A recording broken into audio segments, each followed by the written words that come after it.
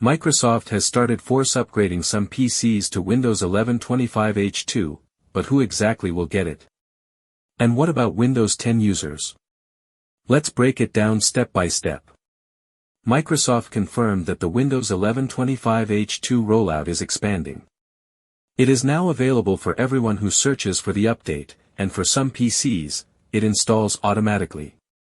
If your PC is running Windows 11 23H2, or older versions like 22H2 or 21H1, Microsoft will now auto-install 25H2. No permission pop-ups.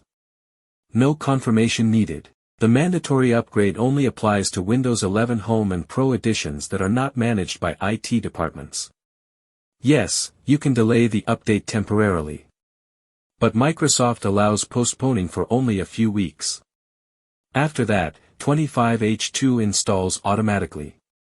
Because Windows 11 23H2 is officially out of support as of November 11th. No security fixes, no new features, so Microsoft is pushing everyone to 25H2 for stability and security. Windows 25H2 is mostly an enablement package, meaning it's similar to 23H2. However, some recent cumulative updates broke features like WinRAR, so Microsoft wants users on the latest build for better consistency. Good news, Windows 10 users are not being force upgraded.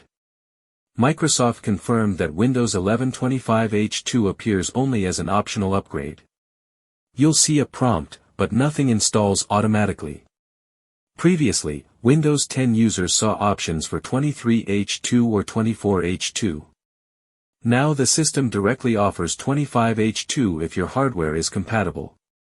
So in short, Windows 11 23H2 users, forced upgrade to 25H2.